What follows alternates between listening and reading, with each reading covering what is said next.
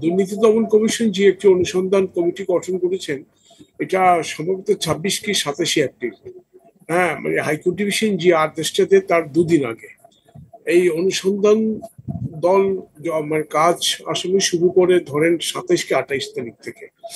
একটা আপনার একজন ব্যক্তির মানে তার যদি বিদেশ যাওয়া বন্ধ করতে হয়, আর্টিকেল 36 অফ দ্য কনস্টিটিউশন, এটা সম্প্রতি সেপ্টেম্বর 2021 আমাদের সুপ্রিম কোর্ট আপিল বিভাগ একটি রায় দিয়েছেন।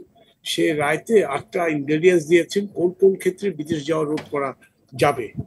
যে কোনো, এটা যদিও দুদকের মামলা, এটা সবার জন্য অ্যাপ্লিকেবল। এটা সরকার বলেন, যে কোনো প্রসিকিউশন বলেন, যে কোনো ইনভেস্টিগেটিং এজেন্সি, সবার জন্যই এটা ম্যান্ডেটরি, যেহেতু আপিল বিভাগের রায় আর্টিকেল 111 অফ দ্য কনস্টিটিউশন। সেইখানে 8টা ক্যাটাগরি দিয়েছেন কোন কোন ক্ষেত্রে সে বিদেশ যাওয়া রোধ করতে পারবে যে কোনো প্রসিকিউশন এজেন্সি। দুর্নীতি দমন কমিশন আগে তো করতো, রোধ করতো, সেগুলি চ্যালেঞ্জ হতো।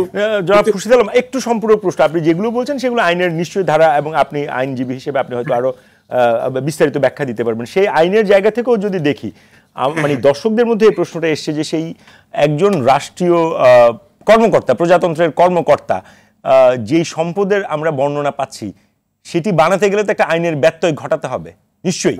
মানে প্রায় 1000 কোটি টাকার উপরে সম্পদের আমরা হিসাব দেখছি। 621 একর জমি আপনার, তার মধ্যে 520 একরই হচ্ছে তার ওয়াইফের নামে। তো এগুলো সবই তো আইনের ব্যত্যয় করে হয়েছে। এখন যে আইনের প্রশ্নটা আসছে, তখন উনি যখন এই আইন ভঙ্গ করে এই সম্পদ বানিয়েছেন বলে বলা হচ্ছে, তখন আসলে আমরা কি করলাম? তখন বলতে আপনি কি উনি যখন আইজি ছিল তখন বুঝাচ্ছেন, না পরবর্তী সময়?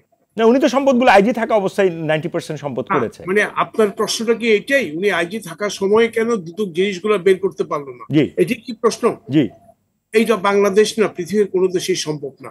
আপনি যখন ক্ষমতায় থাকেন, একজন আইজি যখন অফিসে বসেন, সে অফিস থাকাকালীন সময় দুর্নীতি দমন কমিশনের মতো একটি এজেন্সির পক্ষে ওনার সম্পদ মানে খুঁজে বের করা, এটা আমাদের মতো থার্ড ওয়ার্ল্ডের দেশে না, উন্নত দেশে অনেক কঠিন ব্যাপার, আপনি যে ভাষায় বলেন। কারণ শুনেন, সম্পদটা কার সম্পদ? অ্যাকর্ডিং টু প্রসিকিউশন, দুর্নীতি দমন কমিশন, এই সম্পদগুলো হলো বেনজির আহমেদের। বেনজির আহমেদকে কি আমার তথ্য পাওয়ার সুযোগ ছিল? This is number 1। আর তথ্য আমি তো পাইলেই হবে না, এই তথ্যটা আমাকে যাচাই করতে হবে, তার অথেন্টিসিটি আমাকে দেখতে হবে, এই তথ্যটা কতটুকু সঠিক। সেরকম চেষ্টা কি দুদক করেছে? এটা কিভাবে করবে যদি সে তথ্য না পায়? যদি দুর্নীতি দমন কমিশন তো একটা সোর্সের মাধ্যমে একটা তথ্যের ভিত্তিতে কাজ করে, সে তথ্যের ভিত্তিতে সে রেকর্ড মানে কালেকশন করে, রেকর্ড ইভালুয়েট করে, সে দেখে যে আসলেই ওনার অবৈধ সম্পদ আছে কি না। সেই জিনিসটা তো তখন সুযোগ ছিল না, এবং এইটার সুযোগ কখনো থাকে না। আপনি হয়তো 2-4টা হয়তো এক্সেপশন ঘটনা ঘটতে পারে, ক্ষমতায় থাকাকালীন সময়ে কোনো ক্ষমতাধর ব্যক্তির রেকর্ড তলব করে তার ক্ষমতার অবৈধ সম্পদ খুঁজে বের করা অসম্ভব কঠিন ব্যাপার।